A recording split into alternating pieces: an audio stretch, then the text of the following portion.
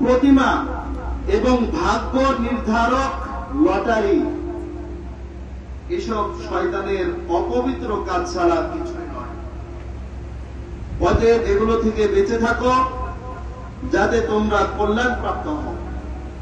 আল্লাহ সুবহানাহু ওয়া তাআলা এখানে আমাদেরকে নিষেধ করেছেন মদ খেতে, এখানে নিষেধ করেছেন জুয়া খেলতে, এখানে নিষেধ করেছেন প্রতিমা এবং ভাগ্য নির্ধারণ কারী লটারি, যে আমার ভাগ্য নির্ধারণ করে এই লটারি উঠালে আমার ভাগ্যে কি আছে সেটা দেখা যাবে, অথবা পাখির মাধ্যমে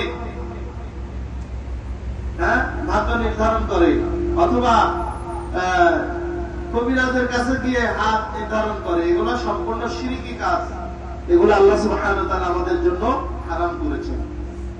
সম্মানিত মুসলিম ইকরাম, অন্য আয়াতে আল্লাহ সুবহানাহু ওয়া তাআলা বলেন, ইয়া আইয়ুহাল্লাযীনা আমানু লা তাকরাবুস সালাতা ওয়া আনতুম সুকারা হাত্তা তা'লামু মা তাকুলুন। এখানে আল্লাহ সুবহানাহু ওয়া তাআলা বলেন, তোমরা যখন নেশাগ্রস্ত থাকো তখন নামাজের ধারে কাছেও যেও না যতক্ষণ না বুঝতে সক্ষম হও যা কিছু তোমরা বলছো।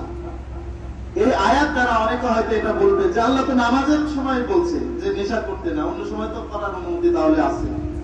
সম্মানিত উপস্থিতি, এখানে বিশেষভাবে নামাজের গুরুত্ব বোঝানোর জন্য আল্লাহ সুবহানাহু ওয়া তাআলা এই আয়াত নাযিল করেছেন। এবং এই আয়াত যখন নাযিল হয়েছিল তখন ইসলামের শুরুর দিকের অবস্থা, এই শুরুর দিকের অবস্থায় তৎকালীন আরব লোকেরা ম্যাক্সিমাম সবাই মদ পান করত। এই জন্য আল্লাহ সুবহানাহু ওয়া তাআলা এই আয়াতটি নাযিল করেছেন। আল্লাহ পাক রব্বুল আলামিন আমাদেরকে এই সমস্ত নেশা জাতীয় দ্রব্য থেকে বেঁচে থাকার তৌফিক দান করুন। অন্য জায়গায় আল্লাহ রাসূল সাল্লাল্লাহু আলাইহি ওয়াসাল্লাম ইরশাদ করেন, আন উসমান قال قال رسول الله صلى الله عليه وسلم اجتنبوا الخمر فإنها أم الخبائث।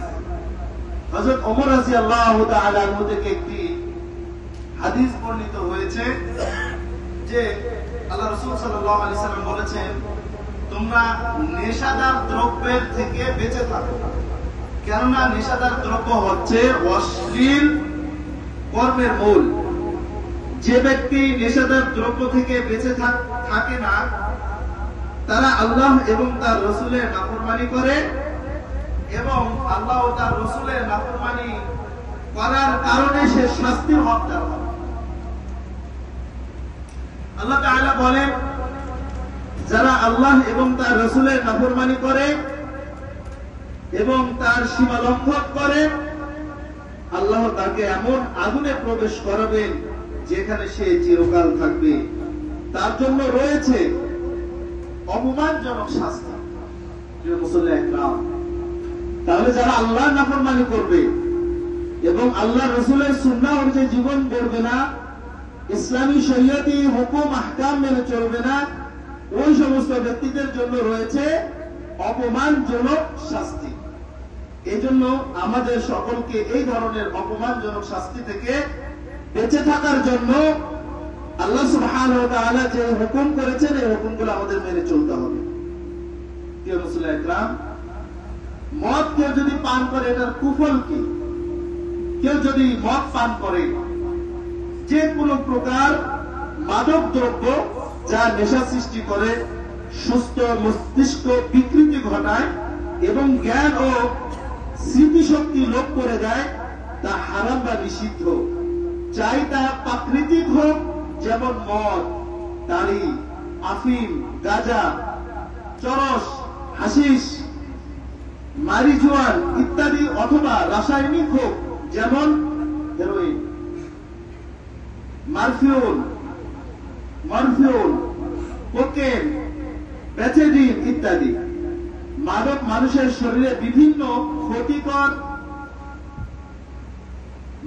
মাদক মানুষের শরীরে বিভিন্ন ক্ষতি সাধন করে থাকে। নেশাদ্রব্য গ্রহণের ফলে ধীরে ধীরে মানুষের হজম শক্তি বিনষ্ট হয়ে যায়, খাদ্য স্পৃহা কমে যায়, চেহারা বিকৃত হয়ে পড়ে, স্নায়ু দুর্বল হয়ে যায়, শারীরিক ক্ষমতা লোপ পায়।